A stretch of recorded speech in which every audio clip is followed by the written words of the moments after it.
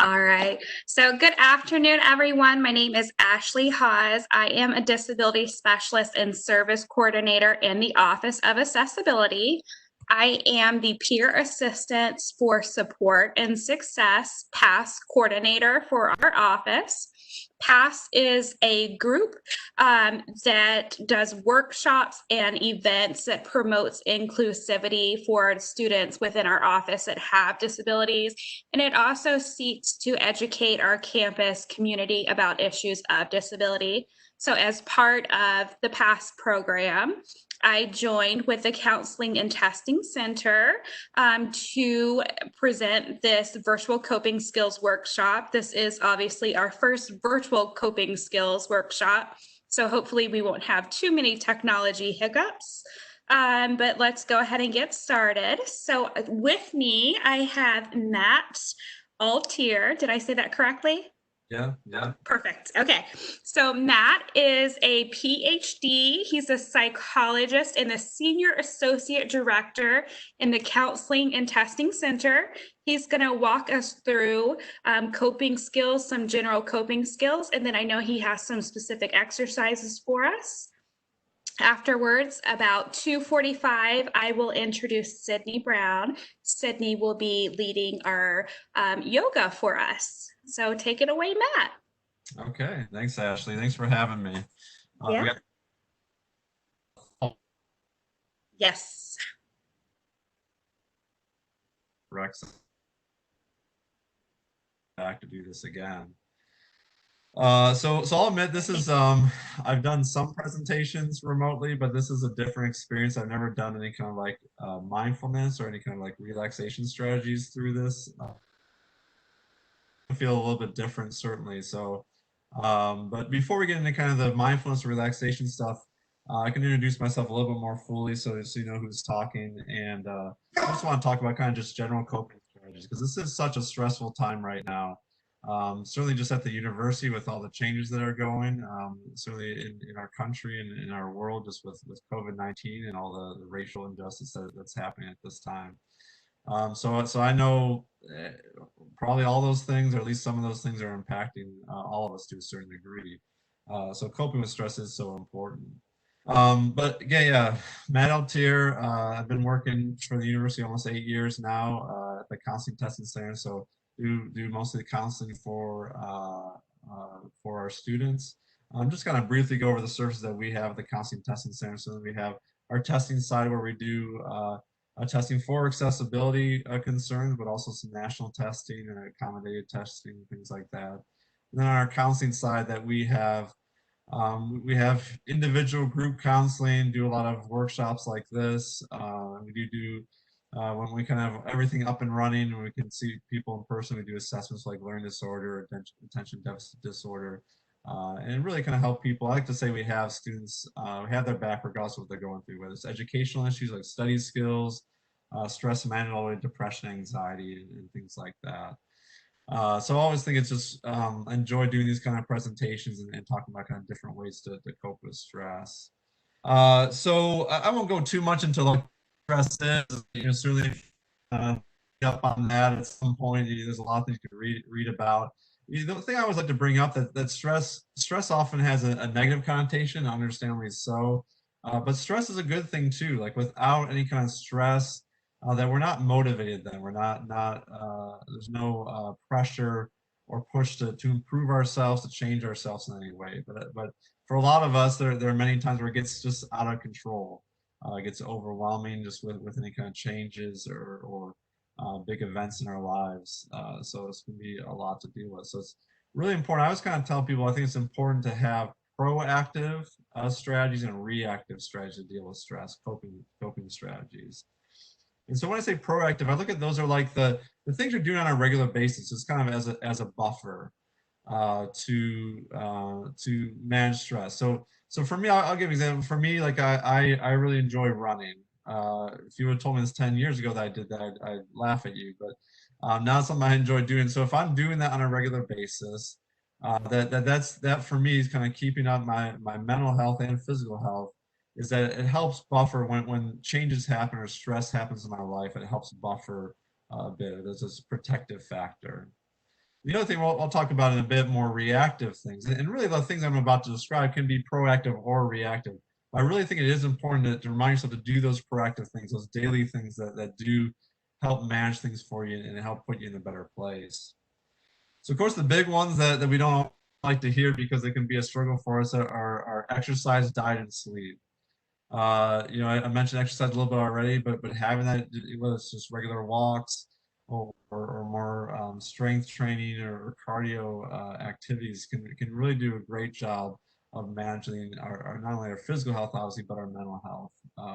And there's a myriad of studies that show that that's the case. So I won't go into that in too much detail.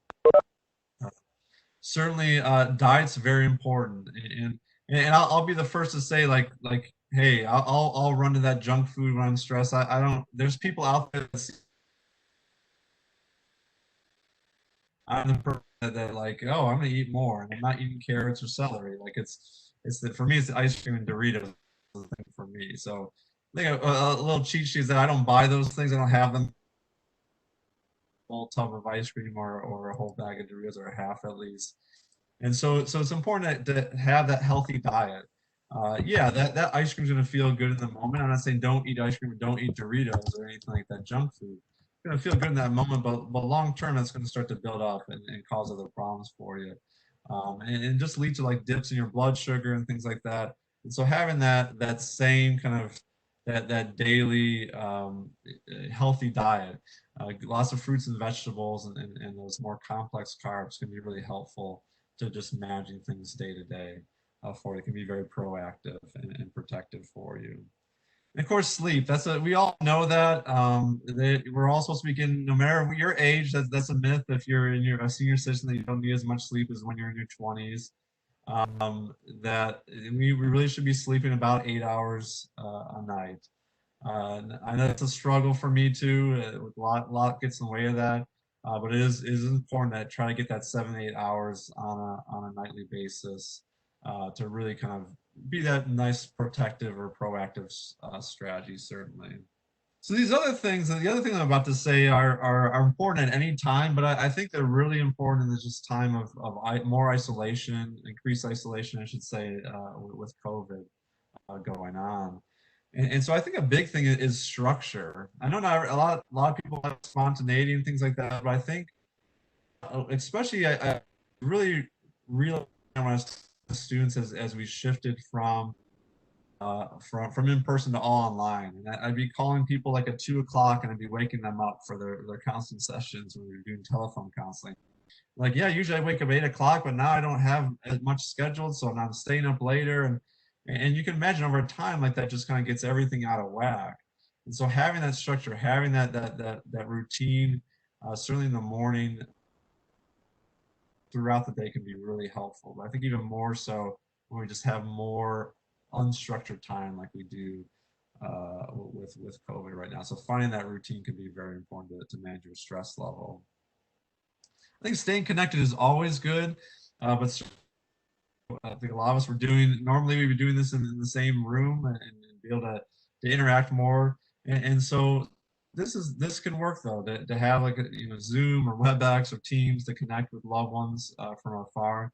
But keep in mind like that there's just research is starting to come out with it or about it, but Zoom fatigue can be a real thing. So getting away from the screen can be helpful too. To stay away from that momentarily can be very beneficial. But to still try to stay connected through some types of some means with loved ones. I think getting out is great. Like thank goodness the weather is nice. It's sunny. Maybe not everyone likes 90-degree weather, but it's a great time to get out that sunshine. I think even more so now with our increased isolation. So just going for a walk, and I find myself doing that. Like normally I wouldn't go for walks in my neighborhood. Not that there's anything wrong with it, but just something I put to the back seat. And now it's like, okay, a little bit and fresh air, go for a nice walk can be helpful. Hey, I think ignorance is not a good thing, so it's good to keep up on the news and what's going on in our communities or local communities. But I think to try to limit that news consumption. I've even talked to people like maybe if that's a big issue for you, kind of timing out how much time or how many times Yahoo or MSN or whatever your preferred news website, that to just kind of keep track of that maybe for a week, and maybe take a step back and say, all right, hey, I need to watch how much I'm looking at this, because obviously there's a lot of negative stuff going on. So try to get a little bit of it, certainly, to keep up to date on stuff, but try to take a step away from it at times too. And always, I think pleasant activities, hobbies, or interests is always an important thing. And I'm certainly that's something that we all do here, the things that we enjoy doing. But I think to add on to that, hey, if you have extra time right now, try to learn something new. You have that guitar you had sitting around, and things like that. That you've had sitting around your basement for a few years. Hey, bring out the guitar. Try to learn stuff online, how to play that guitar, or take up a new hobby or new interest, research something online, something new to do, to try to get yourself involved there, can be really helpful. So there's probably other things that here for a while, but those are kind of the things that came to surface. Those kind of brains presentation. I think the things that are important to think about. And so when I think, again, all these things could be used as reactive. And when I say reactive, is when you're undergoing more stress, to kind of take it up a notch. Be like, I'm going to do these things, kind of caution some of those things when it becomes to, like, I only exercise, or I hear a lot of people, I take naps more, I sleep more when I'm stressed. In the short term, maybe not a bad thing, but I can look at over time is that now you're doing these things just as it's triggered to stress, it may start causing you other problems. So something to kind of keep an eye on. And certainly, as I said, the counseling center can always help you if you're struggling with those things, or would like set goals to improve how you're taking care of yourself. When I think of reactive things, yeah, sometimes you need that time away. You need to go do that pleasant activity or go for a walk. But I think there's times too when sometimes you just kind of have to sit down and really kind of face what you're going through, really face those thoughts and those emotions and those things that are struggling with. So that's where I'm kind of going to spend the next half hour of our time, is to do some of these things, to really kind of just face what we're doing. The first part, the first 15 minutes or so, I'm going to walk us through a mindfulness exercise. I'll a second about that. The second, I'm going to do kind of more of a relaxing thing, just kind of end with a bang that people enjoy a little bit more. Is do more of a body scan, a muscle relaxation strategy. So we'll do that, and then like Ashley just said in the chat, like, I'm happy to answer questions when we're all done, near the end of our time, near 4 o'clock or 3:45 today. After we do our yoga. So really, in brief, you can read a ton of stuff about mindfulness online, but basically a decent definition of mindfulness is being present in the moment and just being a observer of your thoughts and your feelings and your experiences. So that could be your physical sensations, or what you're hearing or what you're seeing or tasting, kind of thing. So just trying to be in that moment, and almost like I describe, like if your life is on stage, you're not the actor or the actress. You're in the audience, just kind of just observing it. And so you're not getting in it, you're not getting overwhelmed by it. You're just kind of watching, not trying to change it or anything like that. It could be a very peaceful feeling, but also a way too overwhelmed by our overwhelming thoughts and feelings in the moment. Um, so I'll walk you through that, and then I'll take a moment, break out of that, and then we'll go into the body scan, the muscle relaxation there. So certainly, wherever you're at, if you want to lay down where you're comfortable in your chair right now, and right now, what is, just find that comfortable spot. If it's laying down or sitting down, just kind of just let your shoulders kind of a bit, let them relax. Just kind of take a moment, just kind of notice the gravity flowing down your spine. Let yourself kind of sink into the chair. If you're laying down, sink into the floor. And right now, we just kind of scan through your body briefly, just kind of notice any kind of sensations that you're feeling right now as you go through this.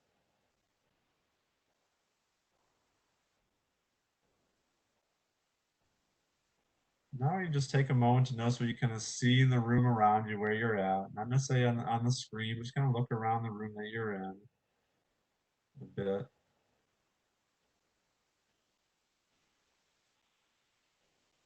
No, so you can hear the sound of my voice, but I want you to notice what you can hear once I stop talking in the space in the room that you're in right now.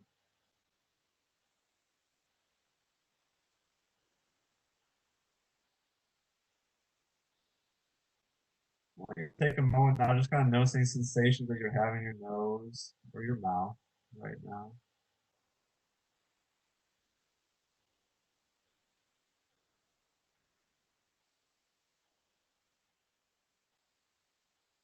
And just know that there's this part of you that just can be aware of everything that you're thinking, feeling, seeing, hearing, tasting, smelling, etc. We just call this part of you just awareness.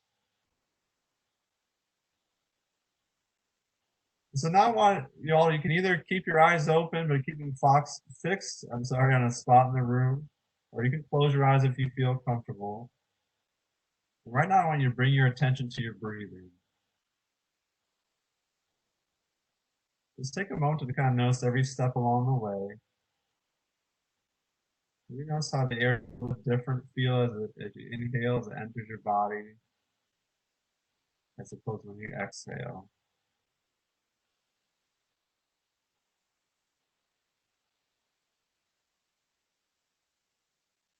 Awareness to your breathing, as if you're a curious scientist who's never encountered breathing before. Really try to focus along every step of the way.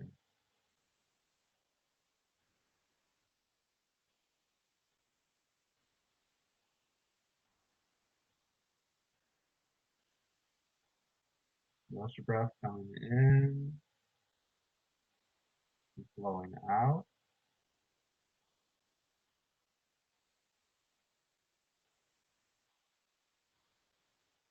Notice your chest or your abdomen rising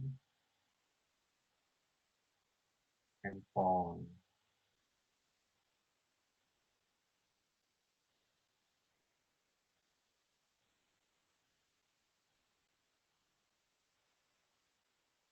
At one point, you'll get distracted during this activity, and so the next one that we do too. That's okay, it happens to everyone. Just take a moment to know what distracted you,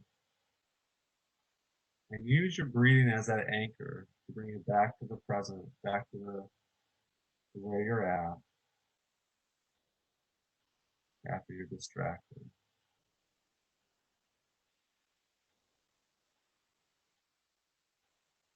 And noticing your breath flowing in and flowing out.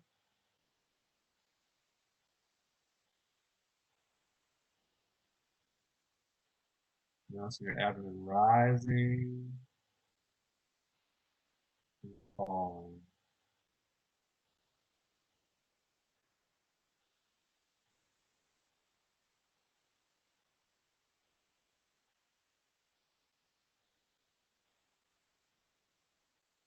When you get distracted by feelings, let's kind of think of these thoughts and things as just like cars passing down the highway.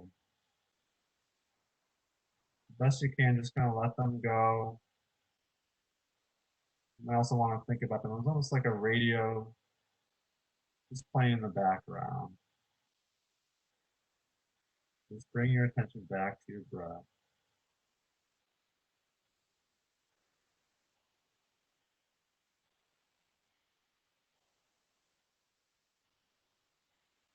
Notice it flowing in and flowing out.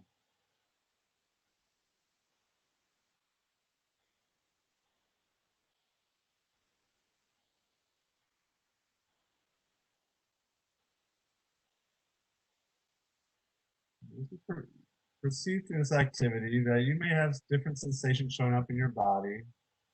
There's some positive ones like relaxation,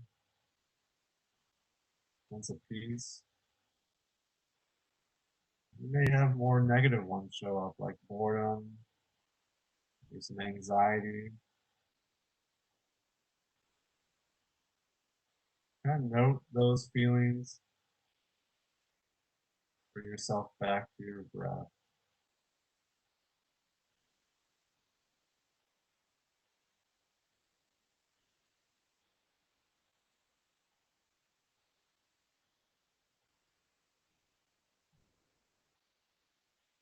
Again, just observing your breathing flowing in and flowing out.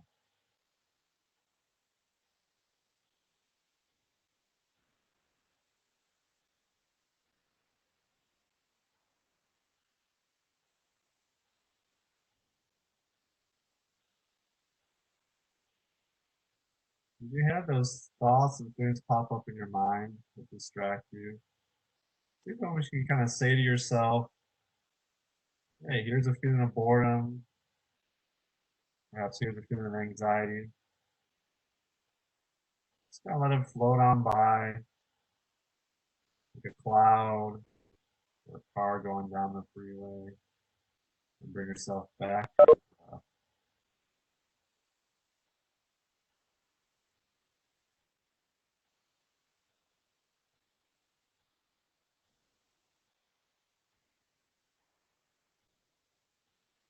You know, so you're ebb and rising and falling.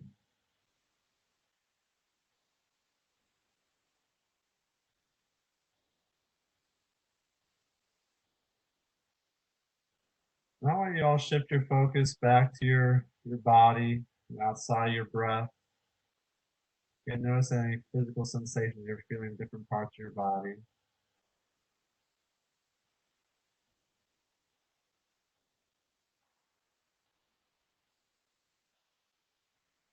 Go back and notice, is there anything that you can taste in your mouth or smell in your nose?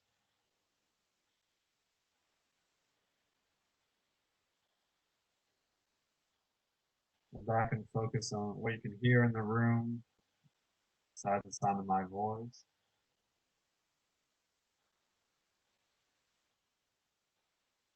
Again, if your eyes are open or if they're closed, open your eyes and just look around your room again. You notice what you can see around you. It's something that you didn't notice the first time you looked around.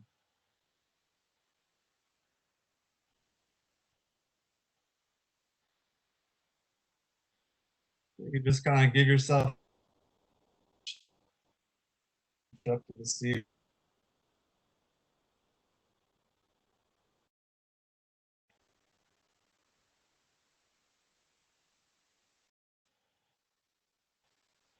Just take a moment, kind of notice what your mind is saying about this experience, focusing on your breath and trying to stay present.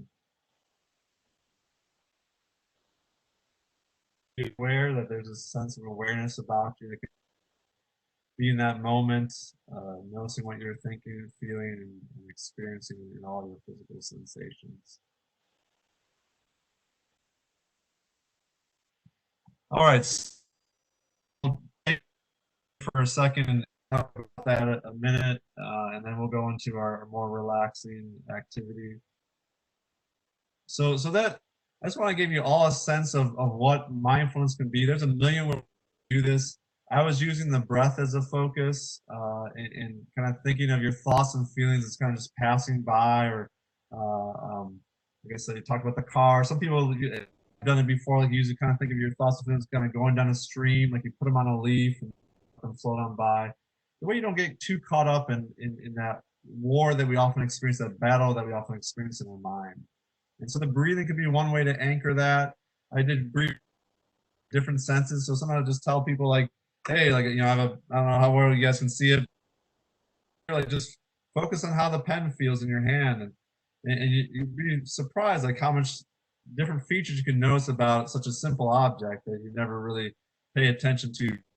I remember one time I did this with a guy, like I used to do it with like a rock. I had a rock in my office, my old job. But I was in a different office that day. And I was doing this with him, and I said, "Well, just grab that paper clip there," and we are kind of getting the focus on it. What does it feel like? How's it? And he like, "Can I take this paper clip with me?" I was like, "Yeah, sure. You can take the paper clip. Like it's all right." With any kind of, you know, so you can pick an object that's meaningful to you. It can be a way to just kind of ground you and get you back in the present when you're getting overwhelmed by stress.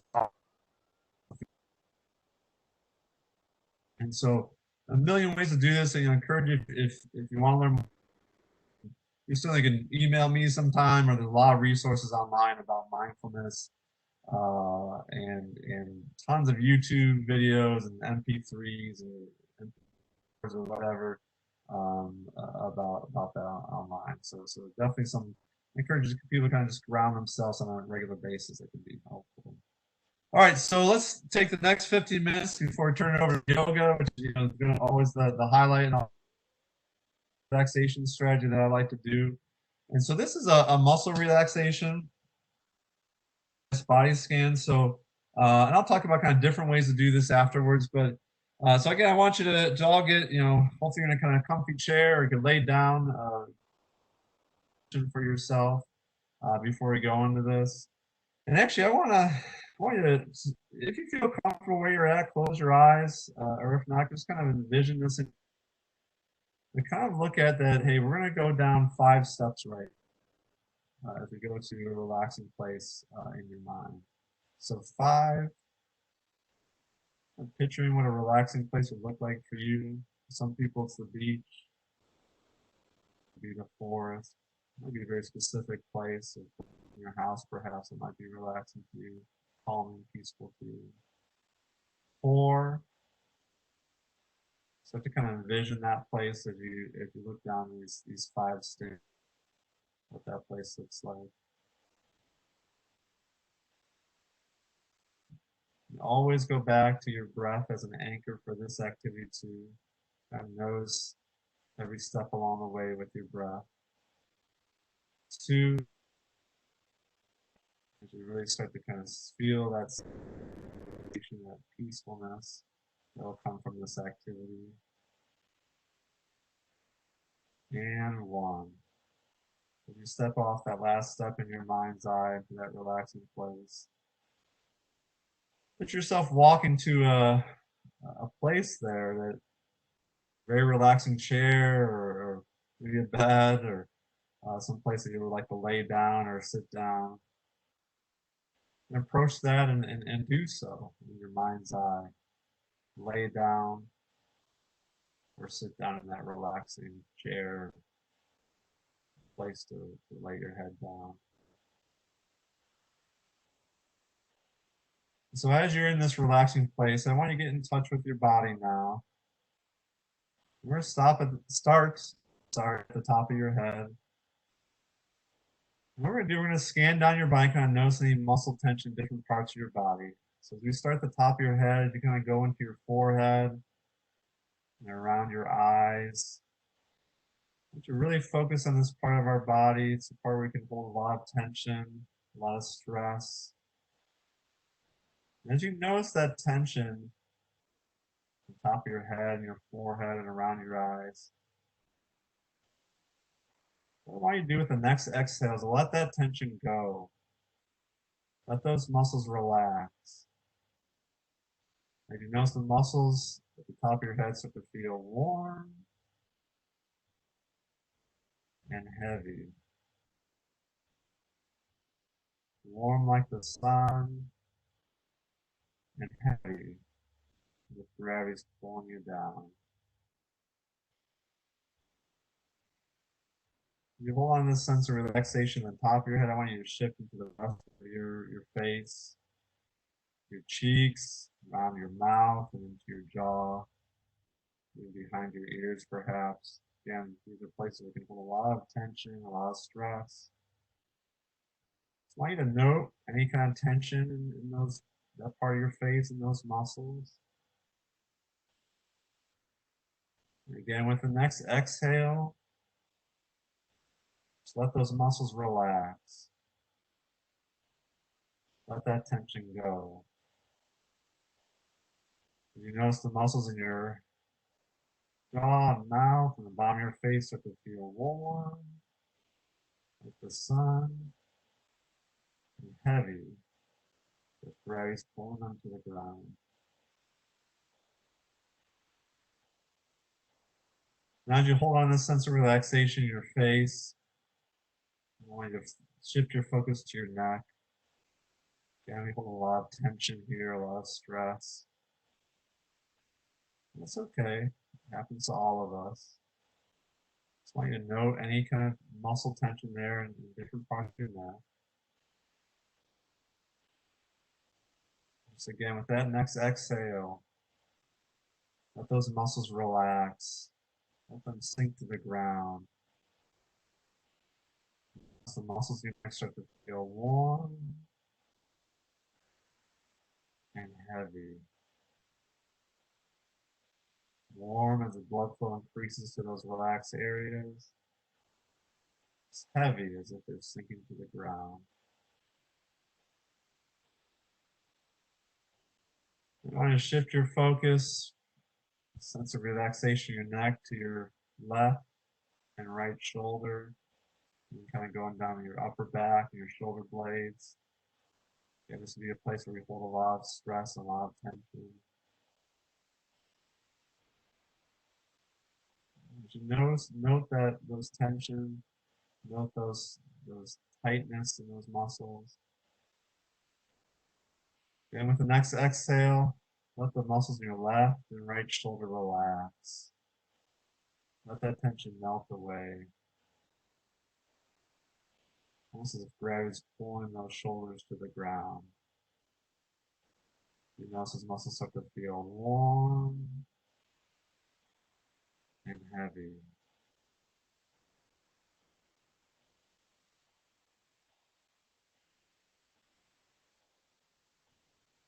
Let that tension melt away in your shoulders. Now when you focus on the arm, just take a moment to scan down each kind of muscle group as you go from your shoulder, your left arm into your bicep and tricep, down through your elbow, into your forearm, into your wrists, into your hand, to the tips of your fingers. Just take a moment to notice any tightness in this part of your body, your left arm. Just with the next exhale, let your left arm and hand relax. You notice your left arm start to feel warm like the sun and heavy as if gravity's pulling you down. Now let it sink into the chair or to where you're laying down right now. Then I want you to shift your focus to the other side of your body, your right arm and hand. And slowly scan down from the shoulder to your bicep and tricep, to your elbow and your forearm, to your wrist on your right arm, and then into your right hand, all the way to the tips of your fingers.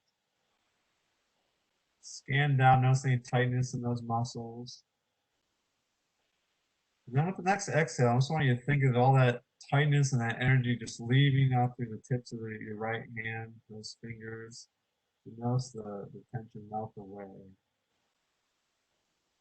Let those muscles sink to the ground. You notice those muscles start to feel warm and heavy. I want you to all shift to your torso, into your chest, and into your abdomen. A big part of our body, a big set of muscle groups. Just take a moment. I'm going to stop talking here for no tightness, any tension in your torso.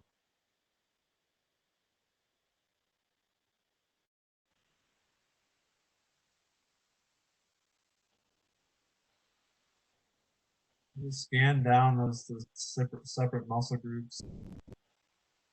Why don't you take another inhale, big inhale, and then with that exhale, let the breath shoot out of you. Let those muscles in your torso relax. As you know, feel warm like the sun. The blood flow increases to that area, and heavy. Gravity's pulling them down. As we shift it from our torso all the way into our back, again, a problem spot for a lot of us where we hold a lot of tension. Just slowly scan down each muscle group from your shoulder blades down to your middle back and then your lower back. You can start to look into your pelvis there. Notice any tension down your spine and those muscles surrounding them.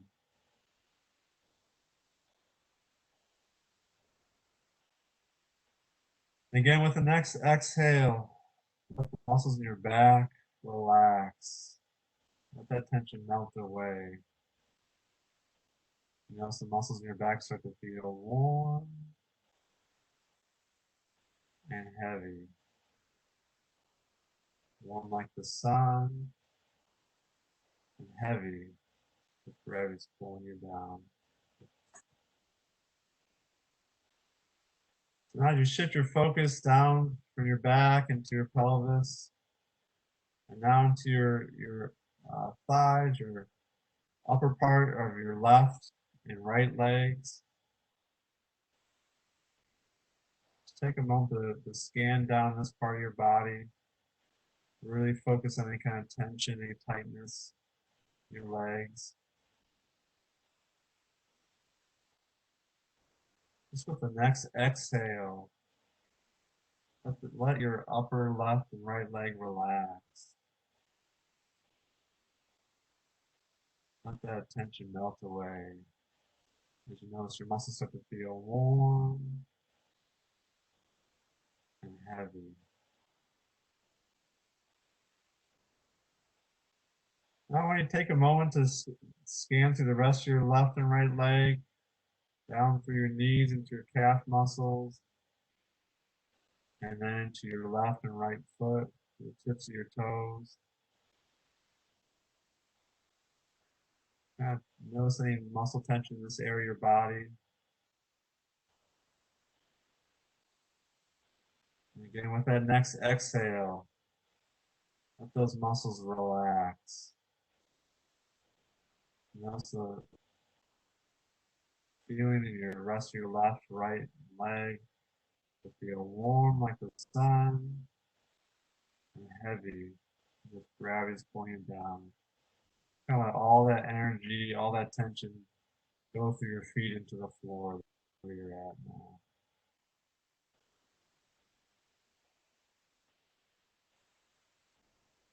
So now we're going to shift your focus back through the rest of your body. Just kind of take a moment. Maybe kind of return to a problem area for you where you notice a lot of tension that first time around. Just scan down through your whole body. There's going to be places that are going to be tight again. They're going to be tense, and that's okay. So as you notice that tension, just let it relax. Let that tension melt away. I'll give you a moment to do that and just kind of scan down your entire body.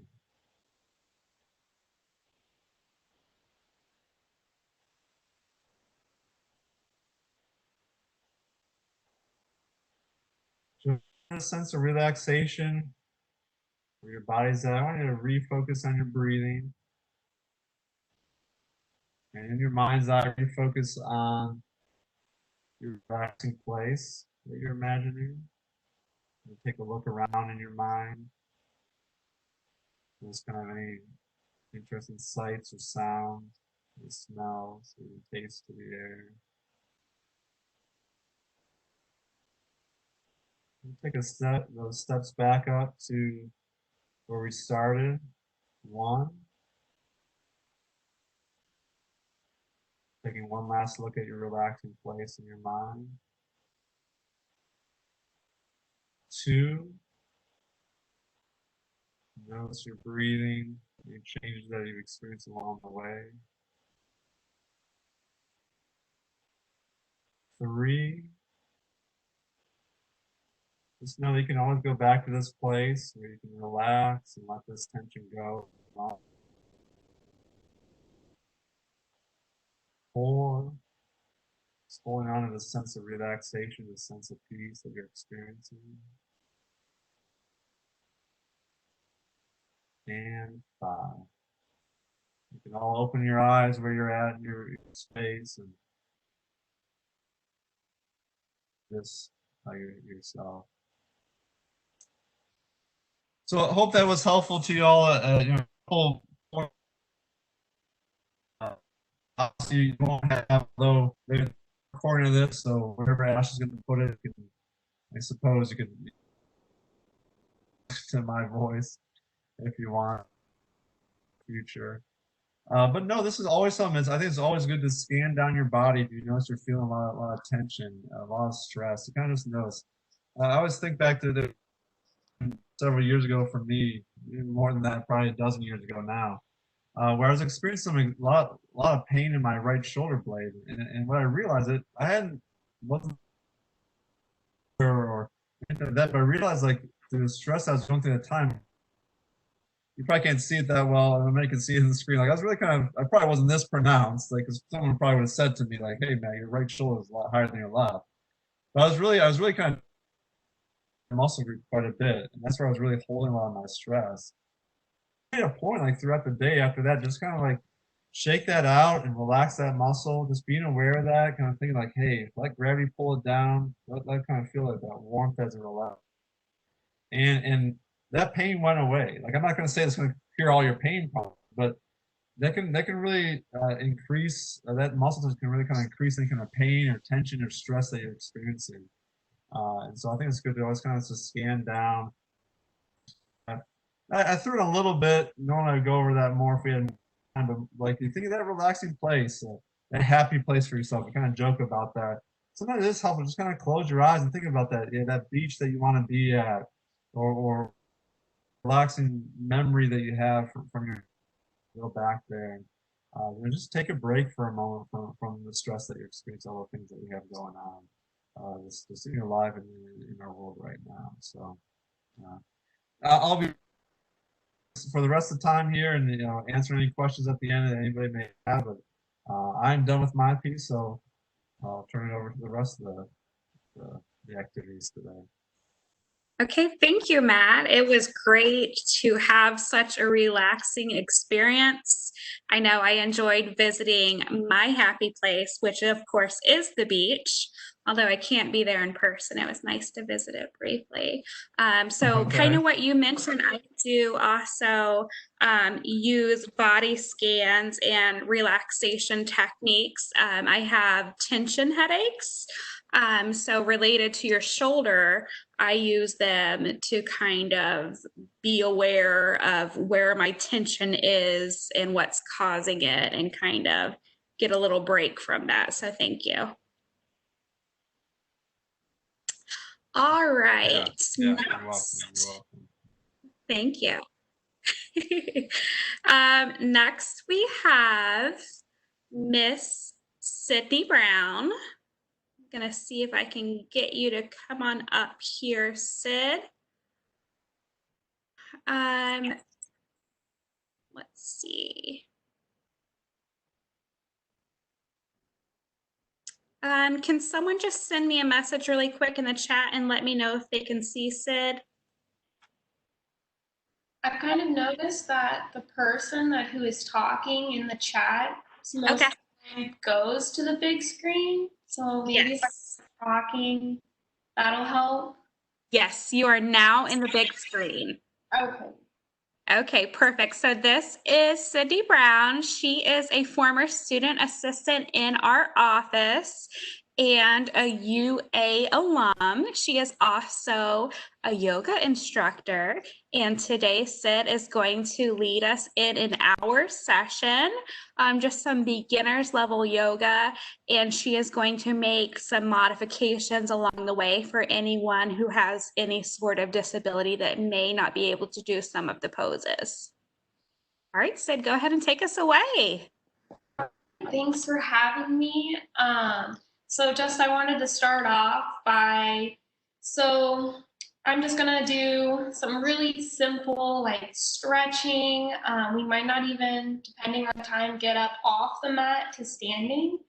I decided that what I normally do, talking more about routines and structures to help cope with stress, which I know really helps me, is I set a time in the morning to bring out my mat, normally outside, get a little bit of sun, and I'll do some meditating, some journaling, and then I'll start my practice, do some yoga, some stretching, And if I'm feeling up for it, maybe I do a little bit more, a little longer. It just depends on how I'm feeling, how stressed out I am, what's coming up for me. So for starters, since we are all at home trying to do this practice, I recommend if you're sitting on the floor or on the mat, maybe grabbing a cushion, a pillow, a throw pillow, just to put under you. Lift your hips up a little bit more. Probably can't see that, but I'm sitting on a pillow just like this. And then also I recommend I have a blanket here. So any kind of blanket will work. Blankets are going to be really useful for practices. You can also sit on them, fold them, add that cushion, but also if at any point like we're on our hands and knees, blankets are a great way to put under those knees to kind of soften just in case anybody has any aches or pains. So those are two things that I always have with me on my mat. And then another thing I always have with me, like I said, I love to journal right before I do a practice. So I also have my journal. I have some notes from when Matthew was talking on here. But I also just wrote down some kind of prompts that help me for journaling. You don't have to journal, but if you wanted to, maybe after this class, after we leave here today, wanted to pull out just a notebook and a pen and maybe just see what comes up for you. So I love to start journaling by word dumping. I don't know if anybody's ever heard of word dumping, but basically what you do is you take your pen and you put it on the paper and you're just writing words, the first thing that comes to your head. It doesn't have to make sense. You don't have to spell anything correctly. But the whole point is that you're not picking up the pen. You're not really taking the time to think about what you're writing. You're just writing it down, whatever comes up, whatever words, whatever feelings. And then after that, I just kind of like to, sometimes I will reread it. Sometimes I don't really need to. And I just like to write down my intentions, maybe for the day, some goals, short-term, long-term goals that I might have, and different things I want to manifest in my life. And then just sharing what's showing up for me. That really helps with my yoga practice to help me personally cope with stress. So if you wanted to pursue a little journaling prompts after your practice today, after we leave here, feel free. So with that being said, I am actually gonna play some music. I don't know if you guys will hear it. This is also my first time teaching a class virtually online. So it's really new for me not being able to see any of my students, which is why when I'm going through the practice, I will be mentioning a lot of modifications. You can go ahead and use them. You don't have to.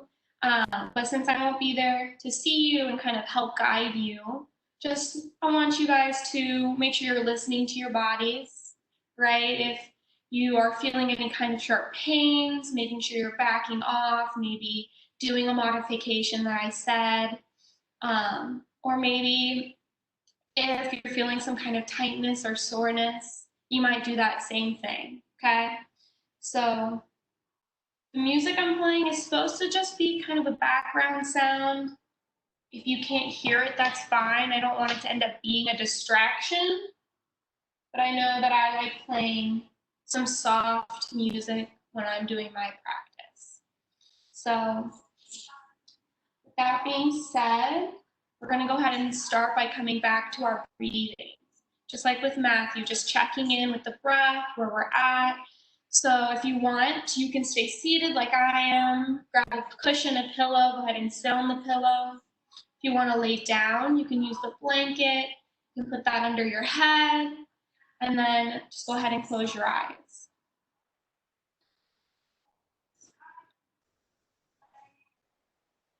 And we're coming back to the breath. Maybe coming back to that happy place we just left. Maybe closing the eyes.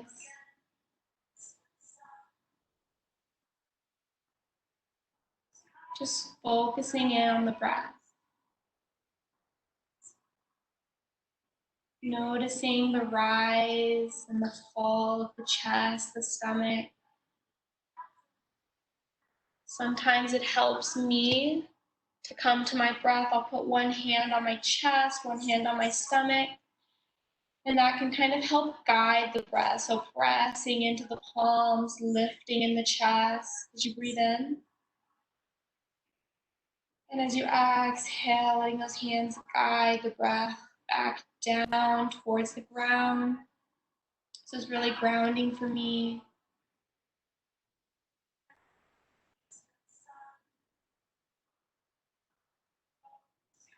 And then just to deepen this connection with our breaths and where we're at, I like to kind of use numbers as a guide. I'm going to slow the breath down. So breathing in, I count up to 1, 2, 3, 4, 5, 6. Hold the breath at that inhale. And then I'll count down to 7. So 1, 2, 3, 4, 5, 6, 7. Hold here at the end of that exhale. And again, I count back up. 1, 2, 3, 4, 5, 6. Hold the breath.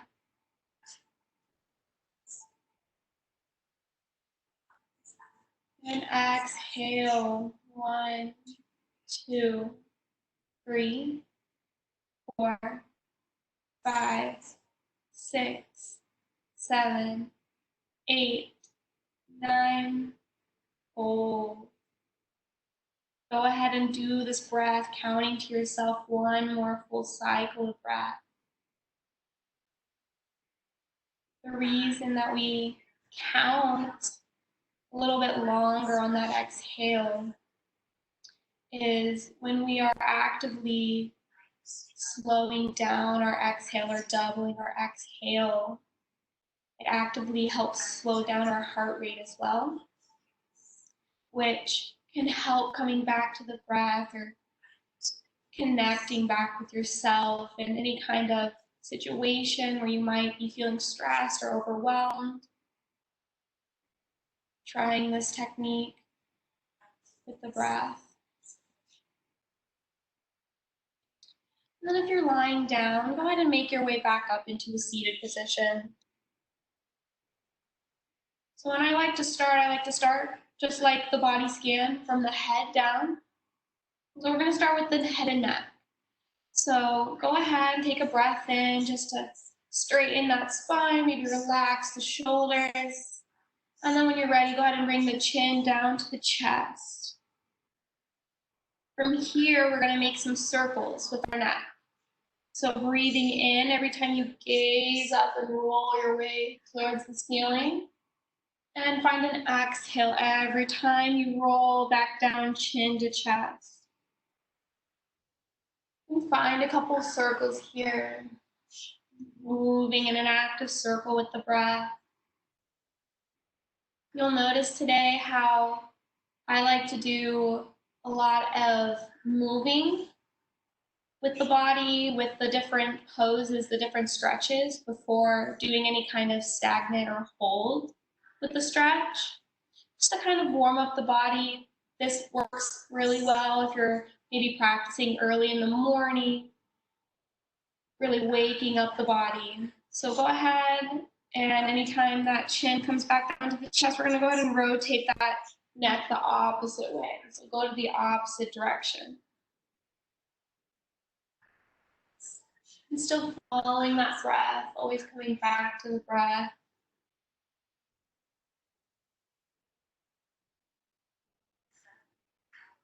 Noticing the shoulders. You notice that we do put a lot of stress into the shoulders and neck. And so making sure they stay relaxed and down as we're bringing the ears towards the shoulders and then away.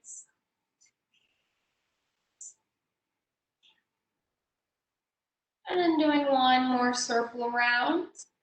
We'll meet again with our chin to chest. Go ahead and lift the head up nice and tall. And then for the hold, go ahead and take that, and I'm mirroring you. So right ear, right shoulder should be going the same direction as me. And go ahead and just stay here. Option to take that right hand and gently just place it on top of the head. Relaxing the shoulder down here. You should feel the stretch into the neck and into the shoulder. Go ahead and take that left hand and reach it, extend it out. See, my hand is fully extended, nice and active in the fingers. Take another breath in here. And exhale. Again, relax the shoulders, the face, the neck. Still reaching in those fingers. Option, if this feels right, if this feels good, to maybe rock that head back and forth, like a yes motion. Still leaning towards that right shoulder. Still coming to the breath, noticing the inhale, the exhale.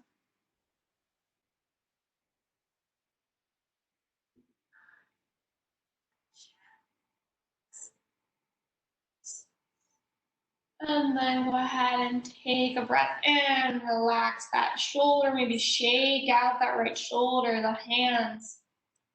And then we're gonna do the same thing opposite side. So left shoulder falls down towards that right shoulder. It's nice and relaxed. You'll notice I'm not bringing the shoulder up towards the ear. I bring the shoulder down and just let the head fall. If this feels right, maybe gently placing the hand on the head. You're not forcing the neck down at all. It's just there for support. Maybe you stay here, you're breathing. You're noticing that stretch in the neck and into the shoulder. Option to bring that left, right arm out. So you're reaching again, nice and active. My fingers are pointed towards the side of my wall. When we take a breath in, we're breathing in. And we're staying here. Exhale. If it feels right, maybe you do find that rocking back and forth, that yes motion in the neck.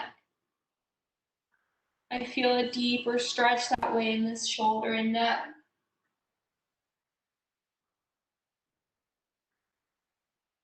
Again, remember the shoulders. We take a breath in. We stay here. We exhale, relax even deeper. We take another breath in. And we exhale to go ahead and bring that arm down, lift the chest up. If you want, sometimes I like to shake out that side of the shoulder, shake out the hands. Now, if you want to bring the hands onto the shoulders, make some big circles. Open up the shoulders, send them back. And just when it comes to the breath and it comes to these active poses, anytime you maybe lose track or get distracted, coming back to the breath as simply as anytime you're opening the chest, bringing the shoulders back, bringing the stomach out, you're breathing in. And anytime you're arching the spine or closing, becoming closed, you're breathing out. So go ahead and switch the direction here. Same thing with the breath. Breathing in when you're open. Exhale when you close.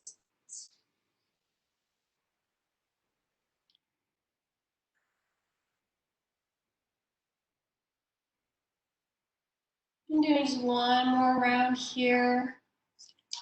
So next, after coming to the neck and shoulders, I like to do a lot of stretching when it comes to the spine. And I'll make sure that I'm going sideways, forward, so that you can see what my body's doing when it comes to these different poses as we practice today. but there's 4 different axles to the spine, so different directions that you can move the spine. One of them is the twist, right? You're twisting the spine. The next is if you've ever done a cat-cow or any motion where you're arching the spine, you're closing yourself off, or opening up the stomach. So I like to start with those 2. Then there's also the side to side. So going back and forth, feeling a bend in that spine. And that 4th one, which is a very slight motion, when we bring that spine and we lengthen the spine from the head or crown up towards the ceiling. So the different ways to kind of move that spine and waken it up. So starting with the twist, I want the hands to come back to the shoulders. And if you're in a chair, you can do these motions as well. Maybe you come to the edge of the chair. You're just gonna rest the hands on your shoulders again. Relax the shoulders, but go ahead and keep those elbows lifted, okay? And then on your inhale, you're gonna straighten that spine and you're gonna turn over towards the right. Go ahead and completely look over towards the right or over your right shoulder.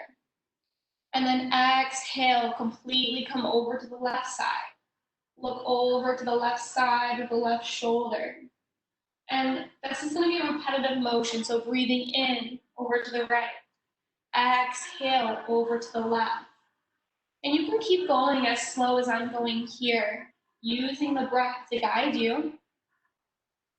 Or if it feels good, if it feels right for you, you maybe speed it up, which would look a little bit more like this with the breath.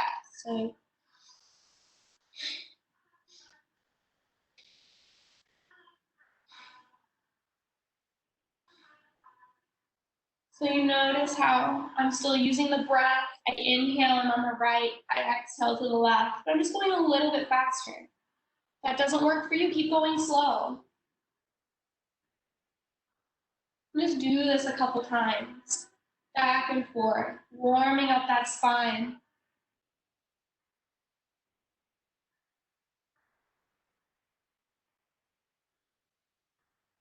And then coming back to center.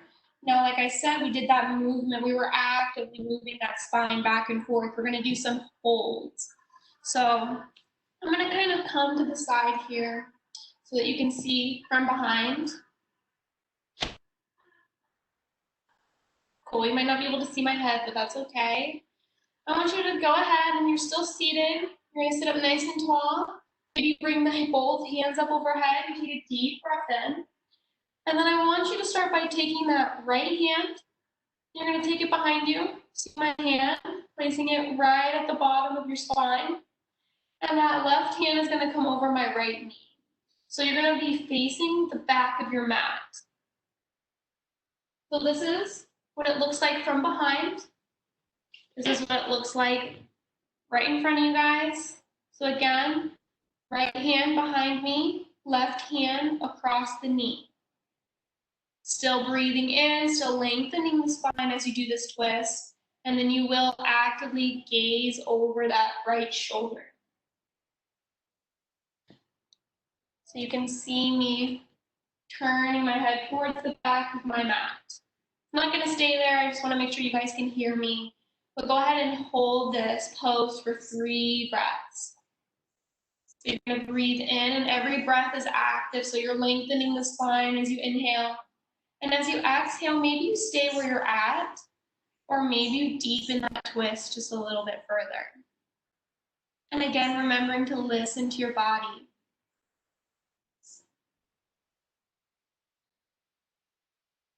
Just one more breath in, breathe it in. Again, lengthen your spine. And on your exhale, you can go ahead and release. Come back to center. You're facing your camera, the front of your mat again. And again, we're going to do that opposite side. So breathing in, hands reach up overhead. And then this time, that left hand comes behind you on your mat, and your right hand comes across that right knee. So here we're breathing in, we're lengthening. And exhale, go ahead and gaze beyond that left shoulder to the back of your mat. Find a twist here in that spine. Stay here for 3 breaths. Inhale, lengthening as much as you can, always coming to that lengthen. And exhale, relaxing the shoulders, gazing behind you.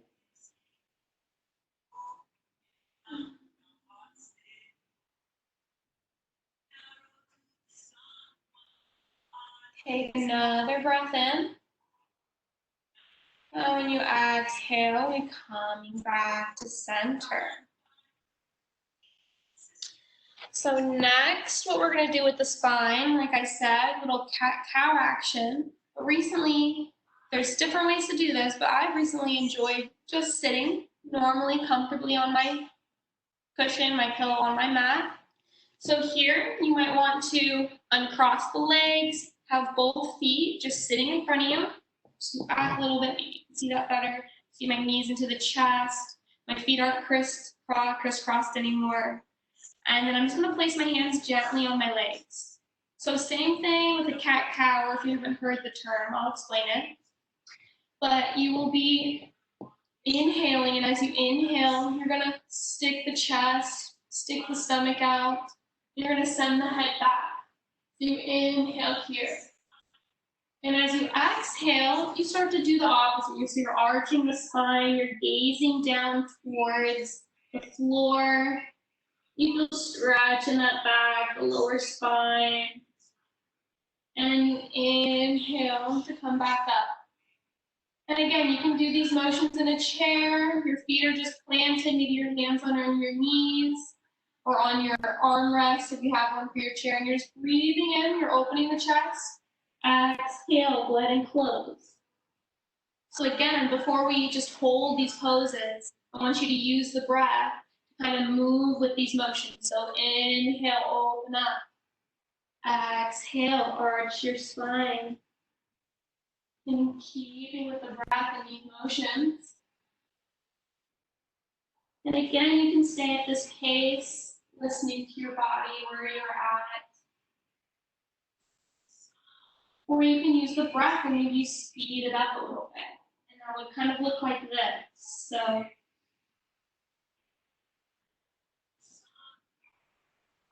and every time I'm breathing in, I'm gazing up. And every time I'm exhaling, I'm arching and coming down. So again, inhale, opening, exhale, closing. And go ahead and do one more round. And I want you to meet in that, this would be considered the cow position. Opening up, stomach sticking out, shoulders behind, shoulder blades coming together. And then gazing up. And I want you to stay here for, again, just 3 breaths. So if you're outside, this is what I really like to do in the sun. The sun's coming up in the morning. And I'm facing that sun, I'm breathing, and I'm letting that light shine on my face. And then on your exhale, you're gonna start to arch that spine into a cat. Think of that scary black Halloween cat. You're really arching the spine here, and you're bringing your head down, you're facing the ground, your chin comes to your chest. And again, we're gonna stay here. So go ahead and just breathe here, coming back to the breath. If you want, you can move the neck a little. Sometimes I like to move the neck when I'm doing these holds. Just side to side is fine.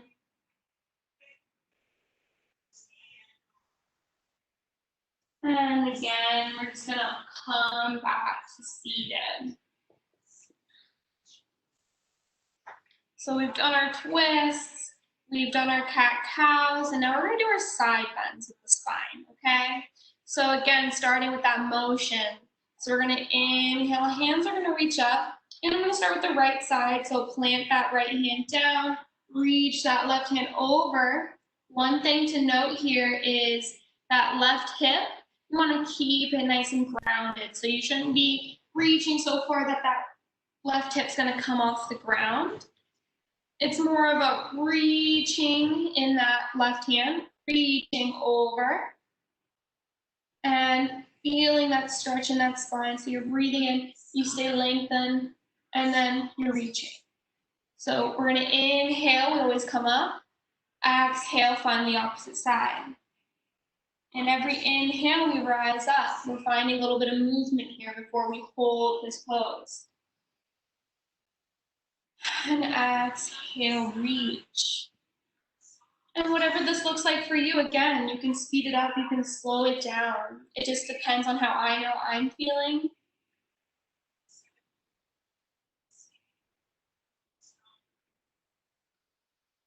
Using the breath to guide you here in these movements.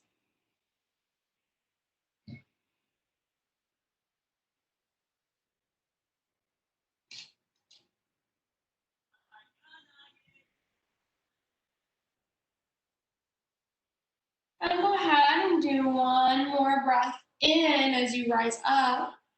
And exhale, coming back to that right side, go ahead and ground, plant that right hand, and reach that left hand across to the right side. So we're holding here now. So we're gonna breathe in, we're lengthening the spine, we're not arched over. We're inhaling, we're lengthening. We're reaching actively in the fingers, so my fingers wide open, reaching, not just passively hanging there. Take a breath in and you reach that hand and you feel stretch in that side body. And stay here for just 2 breaths. Notice how the body feels in these positions as we're holding them. And inhale, rise back up, reach it up. Left hand will plant this time. We're gonna hold it here, stretching that right arm over to the left side. So again, inhale, lengthen that spine, reach that right hand. Keep both hips grounded down and hold for the 2 breaths.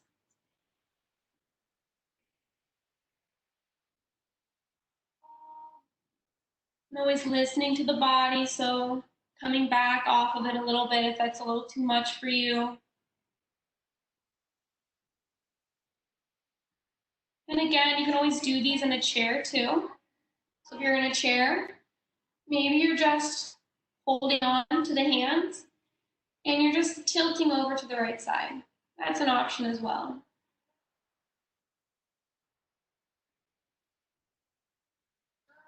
So take one more breath in. And then go ahead and rise it up. So what I really like to do for my practice is I like to really stretch out the little parts of the body, like the wrists, the hands, the feet, the ankles. So as we finish up the spine, we're just gonna move from the shoulders down to the wrists. So for this, I'm gonna make sure you can see me here. If you're in a chair, if you're seated on your mat, that's fine. Go ahead and just take your right hand, fingers are pointed up towards the ceiling. You're just gonna reach that inner palm, that heel of the hand out towards your computer or right in front of you. Sometimes I like to take my opposite hand and pull the fingers back just to really help stretch that wrist, maybe rocking the wrist a little side to side.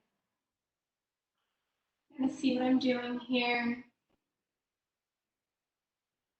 And then after a couple times, I just go ahead and now point the fingers down towards the mat.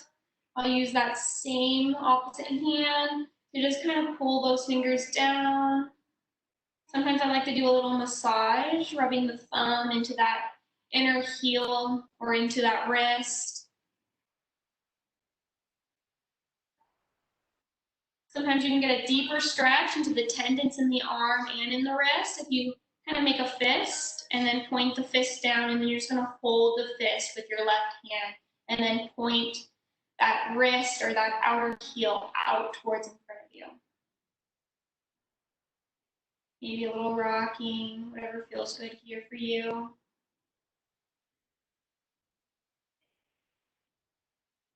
Take a moment to come back to the shoulders, relax the shoulders down as we're doing this. And then go ahead and shake that wrist out. I like to really shake it. Maybe come into the shoulder, the arm. And we'll come to that left hand. So left hand comes out, the heel is pressing out, and you're going to point the fingers up towards the ceiling. Use the right fingers, the right hand to kind of push those fingers back. Maybe find a little rocking. You're still coming back to the breath here, with these little movements, these little stretches.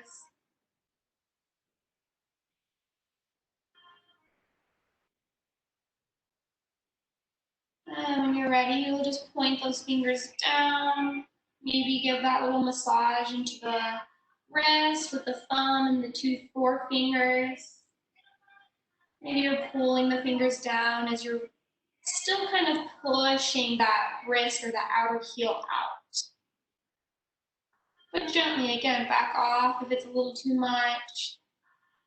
I always like to do a little movement, a little rocking in the wrist. You want that deeper stretch, you make your fist, you point the fist down, and you're just going to hold on to the fist. You can see that. And then still pressing that outer heel, the wrist outward. Still breath, take a breath in, relax the shoulder. Maybe you want to move the neck, sometimes I'll do that. We'll go ahead and release both the hands. Go ahead and shake out the right or the left. Maybe you do both. Sometimes I like to, since we've done from the head to the spine, I like to just move everything a little bit. Shake the head, shake the arms, release any tension or stress. And then finally come back. We're seated, we're still, and we take a deep breath in.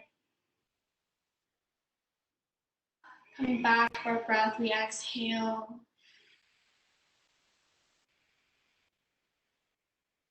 And from here, I like to remove my little cushion that I'm on. If you want to sit on a blanket, you can. I'm just going to kind of point the camera towards my legs now. So you can see here, I am sitting on a blanket, a little cushion here on my hardwood floor. I'm just going to bring the legs out in front of me. So this works best if you are sitting down, if you're in a chair, or standing maybe. If you want to stand out of the chair for this one, you can just hang. This would be more passive if you were in a chair, but you would just hang the torso across the thighs and down towards the feet. If you're sitting though, we're going to be a little bit more active here. So we're going to inhale. We're going to be nice and tall. And then one mistake that people usually make here with this stretch is they want to reach for their toes, and by doing so, they compromise their spine. So you see my spine is nice and arched. Instead, what we want to do, we want to inhale. You see my spine nice and long here, and you want to use your hips to hinge forward. You notice my spine isn't moving at all, it's just my hips. So take a breath in, relax the shoulders, and I want you to use those hips to bend forward. And from here, you can either bring the hands on the sides of your mat, on your thighs, and you just stay here for a couple of breaths. Another thing I want to mention is how my toes are nice and pointed, again, nice and active. So go ahead and flex them up towards the ceiling. And staying here in the stretch. We take a breath in, we're lengthening. Exhale, maybe you stay just like this, or maybe you're bending or hinging forward a little bit further. What feels good for you? Modification here, maybe you bend the knees a little bit. This would be more passive. Maybe you take a cushion and put them under the legs. Nice and cozy that way, and then you just go ahead and keep that spine nice and long, but you're still bending or hinging at that hip. You feel less of a strain on the legs this way, but you can still get a nice stretch out. If you're in your chair, you're not really stretching out the legs here. You're really just releasing tension in your spine. And I'm not in a chair. but I can show you when we get to maybe a standing position what we're doing here. So take another breath in, lengthen that spine one more time, fold it over.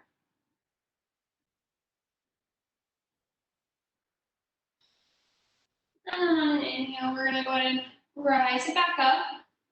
Remove your cushion. I'm gonna come back to facing forward.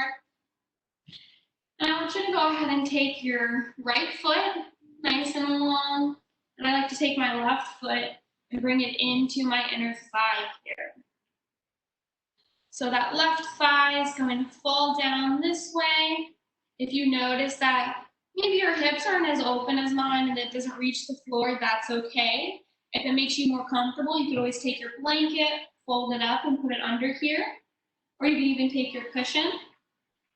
Put your cushion under your knee too, just to kind of protect your knee here. So I'm just gonna leave the pillow here like that. If you don't need it, you don't need it, but it's always there. Now we're gonna do the same thing, hinging at the waist. So we're gonna breathe in nice and long, and then we're gonna hinge, we're gonna bend forward towards that right foot. Hands at the sides of our mat. If you want it on your leg, go ahead. And come back to the breath. So breathing in, again, you're still lengthening. And exhale, you're hinging. You're bending forward. You can go ahead and just look at the knee, look at the floor, maybe close the eyes, come to the breath. You're gonna hold this for just 2 more breaths.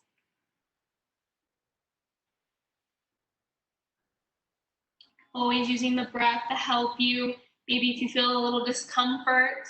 Discomfort isn't a bad feeling. It means you're feeling a stretch. It's only when you feel that sharp pain that you might want to back off, maybe lift up, maybe bend the knee or grab a cushion. So inhale, we're going to rise it up. We're going to switch legs. So that left leg is going to come straight and that right leg is going to come into that inner thigh. If you want, you can use that cushion again or a blanket, whatever feels right for you in these poses. We're going to inhale nice and long. And then exhale, we're going to bend it forward, again, keeping that spine nice and long. Maybe closing the eyes or gazing down towards the knee.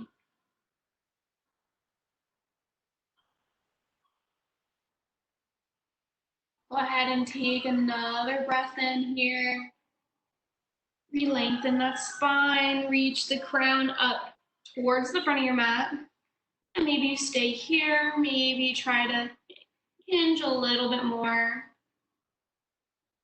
And I'm always going to remind you to listen to the body, back off if you need to, especially since I'm not seeing you guys visually right now.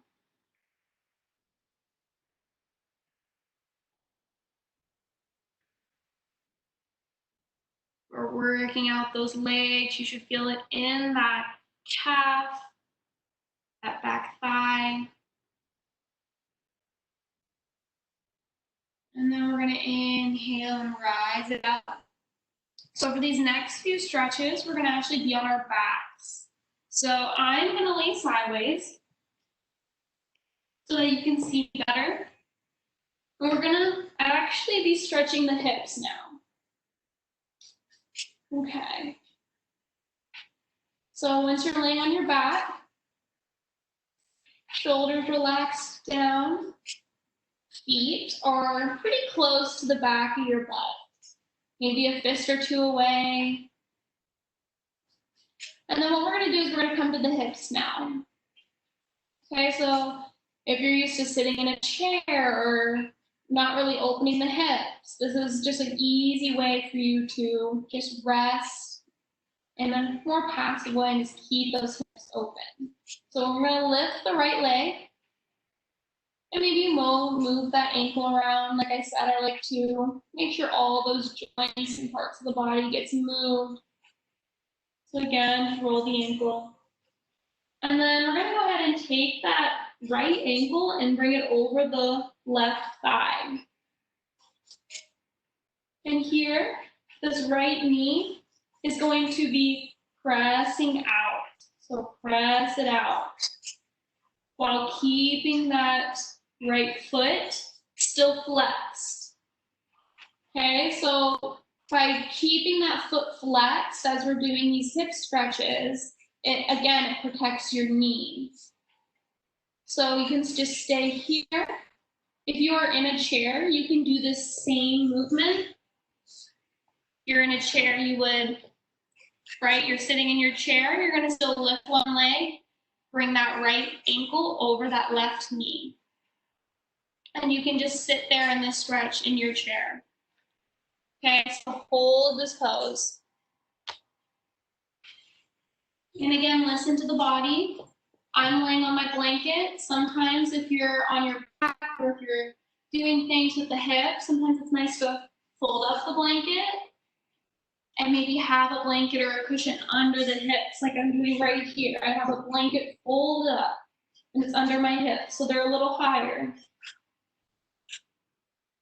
And again, if you want to make it a little bit more of a deeper stretch, you can always lift the left leg and you're just interlacing your hands underneath the thigh or on top of the calf.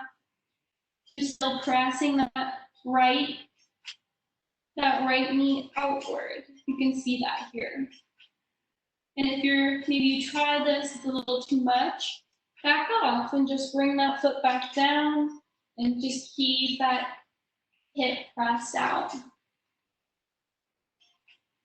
Go ahead and take another breath here.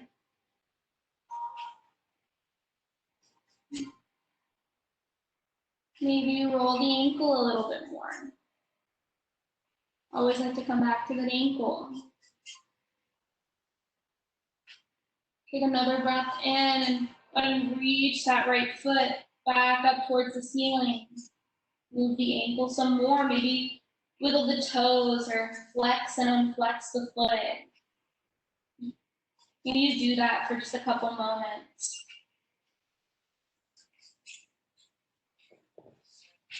I always want to make sure you can hear me, so go ahead and keep moving the toes, the ankles. Sometimes I'm just going to sit back up just to make sure that my voice is projecting.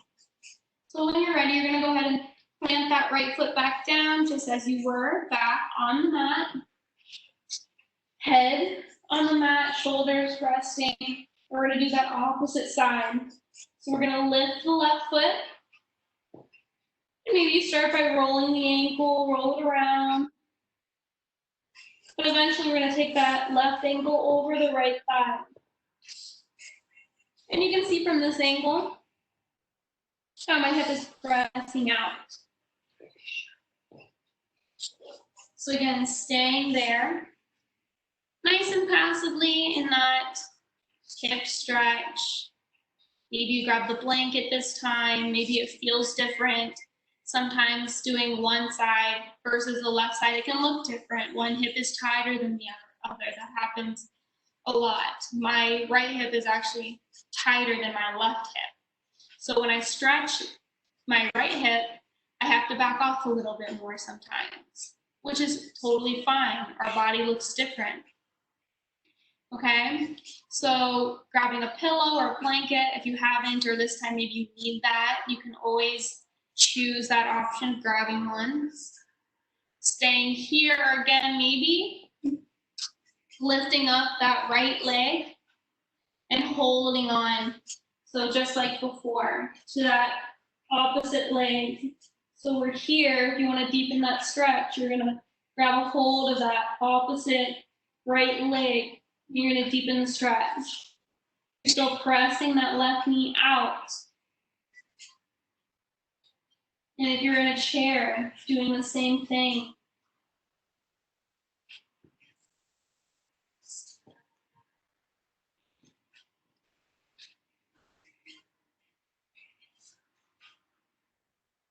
Again, you're still flexing that foot. You're still breathing here.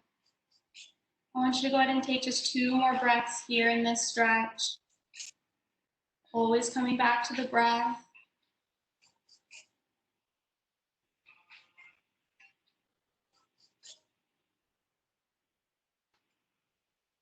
And then we're going to go ahead and lift that left leg back up towards the ceiling.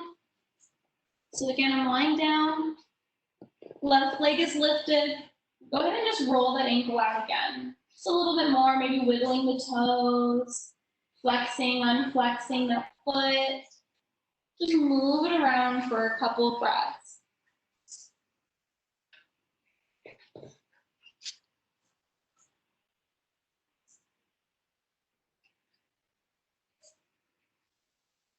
Using the breath, moving that ankle.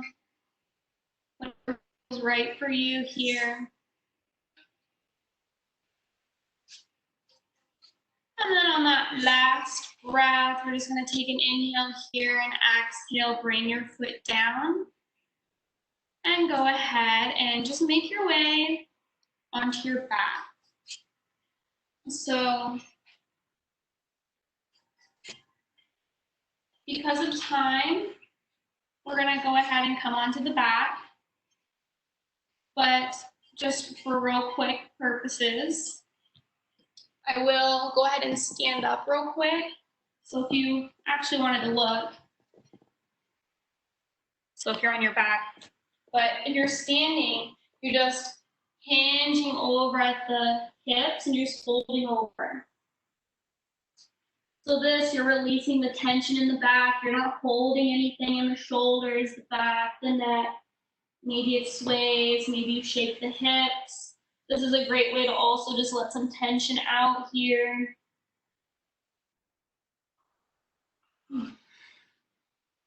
Which is kind of what you would have been doing in a chair when you were doing those forward fold stretches. Okay, so really passive, you're just folding over, releasing tension. Maybe you're moving, you're shaking your head.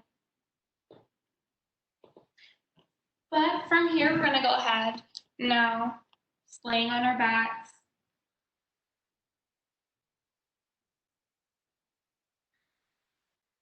Once you're there, we just come back to the breath.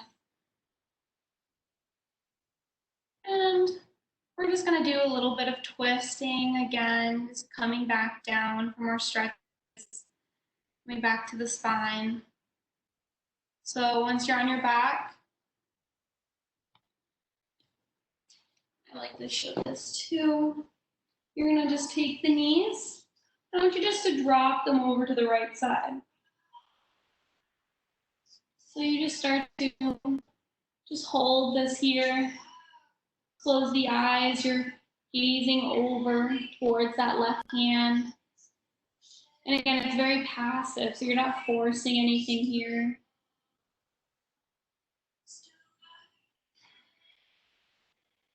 If you want it again, there's the option for the cushion. You can put your legs on a pillow. If you want to deepen it, you can always cross the left foot over the right. And we just stay here, coming back to the breath.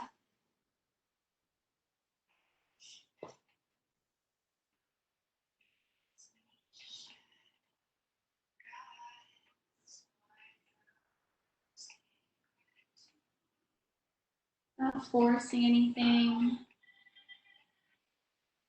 Just using the breath to guide you, come back. That happy place where we started. Slowing that breath down. And taking one more breath in. We exhale. And we go ahead and switch it over so the knees come back up and we're coming over towards that left side. And this time, gazing towards that right side. So you're facing the right hand now. So I'm going to be facing the back of the mat.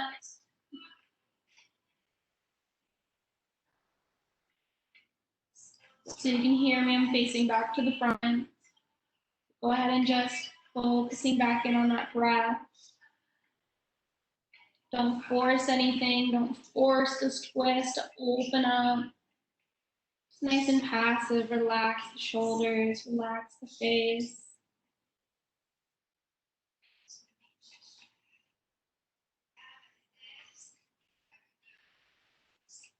Coming back to the breath, slow, even breaths.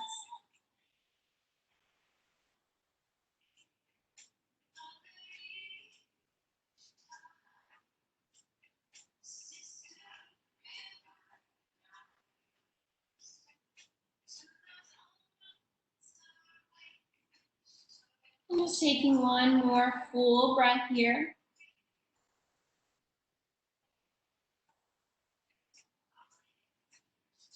Before coming out of that twist, here is where I like to end normally on my back, but you can always come back up to a seated position.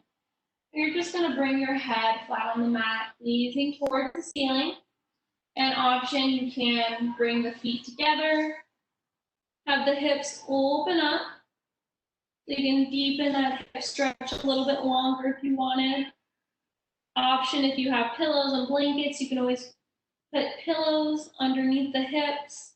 I only have one right here, but if I had time by myself, I would put 2 pillows under both these hips, just so that I'm not straining so much here, having the hips open. Or you can kick the legs out nice and long and just let them lay out, arms out. And finally, we come to our final stage of rest, where we're closing our eyes, relaxing the shoulders down, and we're coming back to that final resting stage of Shavasana. So again, I prefer to have my hands come back to my chest and my stomach to help guide my breath. And together, we're just going to take 2 more deep breaths here. So inhale, you're breathing in, the chest lifts, the stomach rises, full breath. And all together, we're going to just open up your mouth and actively sigh out. So, and don't be afraid to make some audible noises here. I mean, I'm alone in my house right now. Nobody can hear me. So whatever you're comfortable with, breathing in one more time. At the top of that inhale, we pause, go ahead and open your mouth. Heavy sigh out. And then staying here with your eyes closed, we stay with our breath. So throughout this practice and our little meditation practice we had with Matthew, there's a lot of actively breathing, focusing in, and really being intentional on how our breath, how we breathe in, how we breathe out, so that we can just use the breath to ground us. Here, I want you to let all of that go. So you're no longer forcing anything. You're coming to just a natural breath, natural breathing, whatever that looks like for you.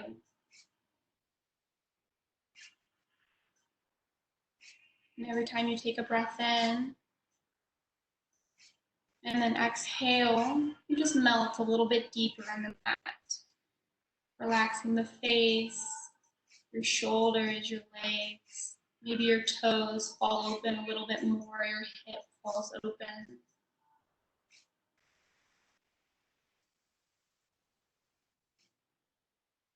And again, with our thoughts, not holding on to any one thought, just letting them come and go, just like the breath or the cars in the street.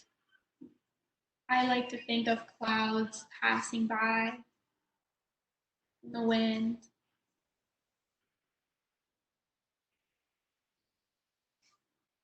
We just stay here for our last couple moments of our practice.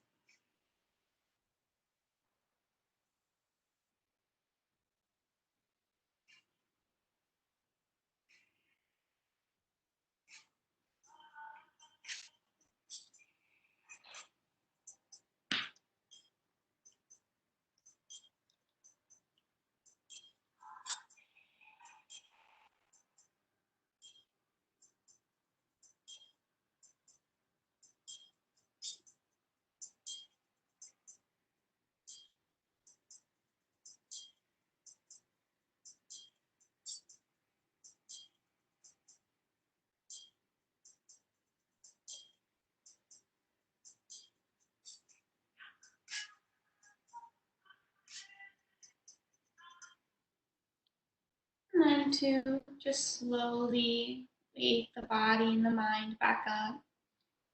Keeping the eyes closed and maybe just starting to rock the head side to side. If you're lying down or in your chair or seated, we slowly start to just move the fingers, the toes.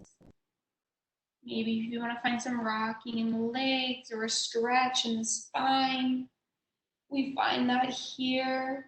Whatever feels right, whatever feels good for you.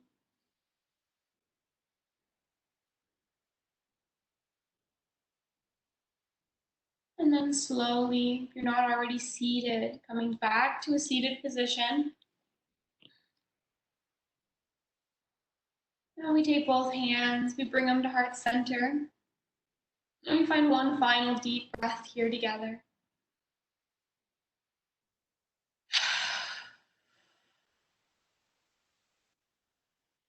Namaste.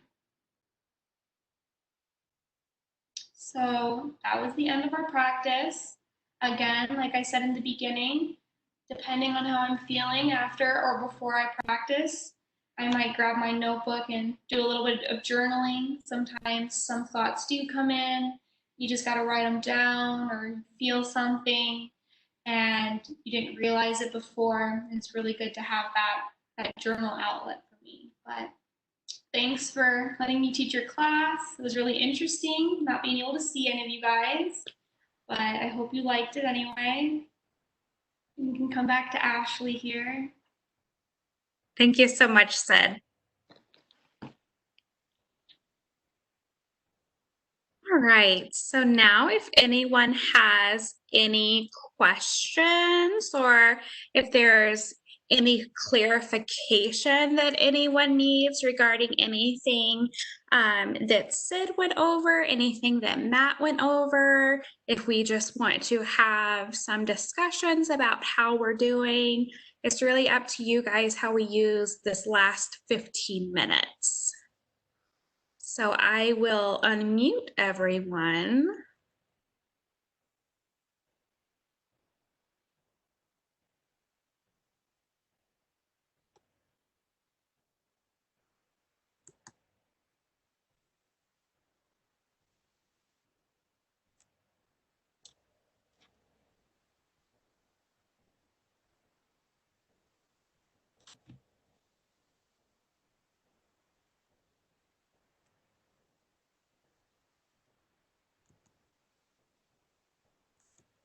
Okay, well, I'm trying to unmute everyone and it's not letting me. Matt, I see that you unmuted yourself.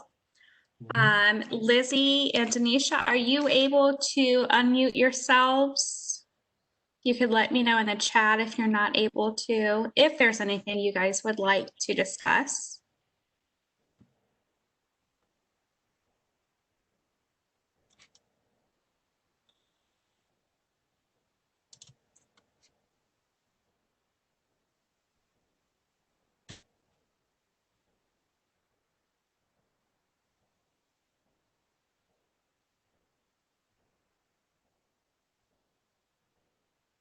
Everybody must be very relaxed after all that. I think that you guys put everyone to sleep. That does happen sometimes. They were just so relaxed and so stress-free that they all went to sleep. Right.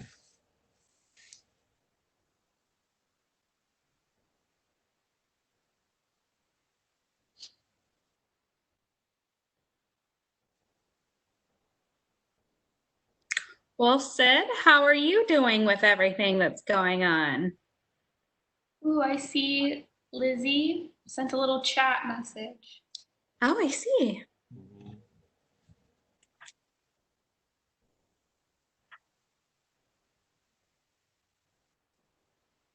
I think I figured out how to unmute myself too. Oh, there you are. Hello, Lizzie. Hello. I have a lot of trouble with my neck and shoulders because I sit at the desk all day at work and then I do schoolwork at home at night. And I tend to lift my shoulders a lot. So I really liked the idea of checking in and seeing where I'm holding the tension and going ahead and releasing it then. I don't have to wait until at night or first thing in the morning to do it. That's great. Yeah, yeah, really, I think, yeah, yeah,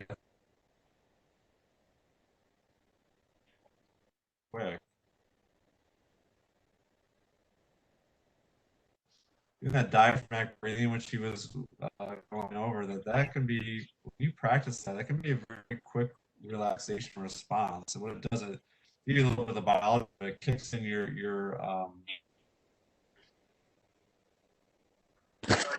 nervous the time, just kind of normal functioning, things like that. But it's the opposite of the parasympathetic nervous system is the sympathetic system. That's when we're kind of in that fight.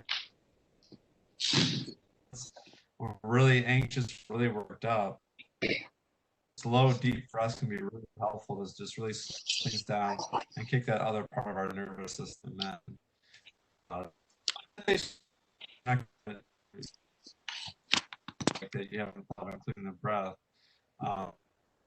Practice that can be a really kind of instantaneous thing that you can slow down, that relax part of your nervous.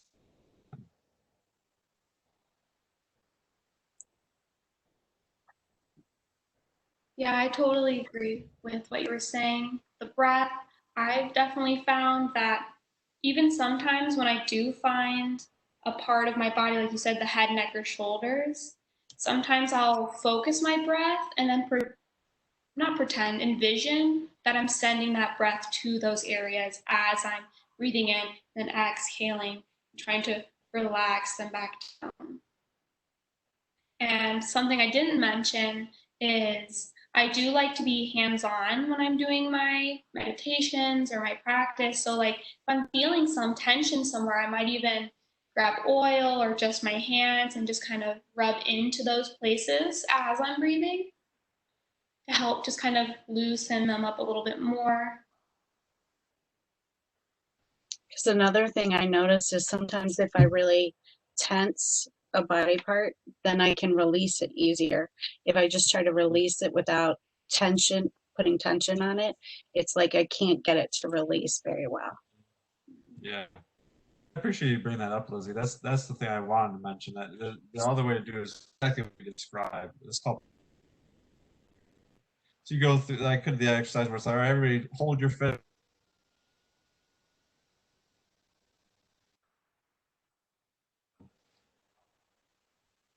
So I'm glad that you enjoy just the body scan more.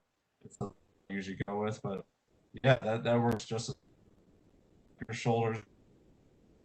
Difference can be really helpful to get you more in touch with your body that way. I think it's probably because the tension gradually increases. It's not like it's a fun one to do. I'm totally relaxed and then I'm totally tense. Right, exactly. It really creeps up on you. Yeah, like you said, if you're sitting down and just feeling more stressed throughout the day, yeah, it can really catch up to you.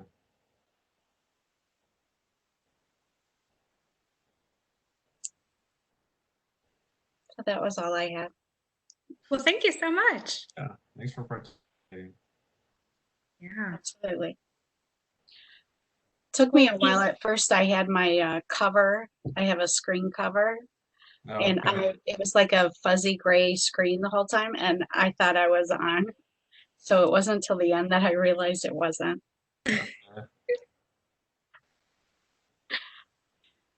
That's funny.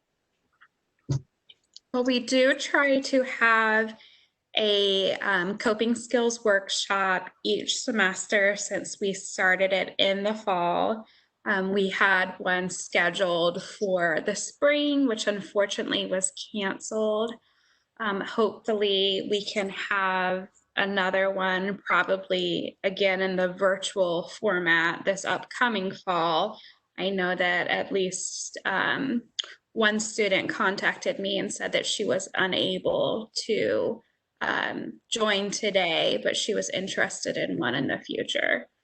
So I definitely, think it's a great thing to have every semester. And I thank you guys for always be willing to help me out with these. Yeah, of course, anytime.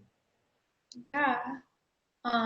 Also, I hope that I just noticed that 3 out of 4 or 5 people are sitting in their chairs. So I hope that you guys were able to kind of hear and kind of modify that. I tried to kind of bring in if you were sitting in a chair, but obviously I don't have a chair in this house that I can actually sit in like you guys. I'm on the floor.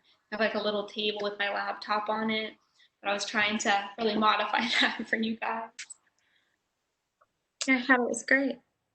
I like that you talked about doing the cat cow setting, because every time I've tried to do it, I have done it on my knees and I'm having more trouble with my knees. And I love cat cow, but I haven't been able to do it for a while. So I definitely will do that in the seated position the way you did it today. I'm glad that helped you. Yeah, I really like that.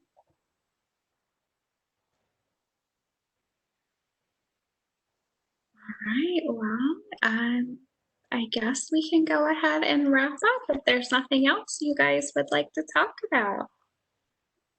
I'm good. Thank you very much. All right, well, thank you all for participating, and thank you, Matt and Sydney, for leading us today.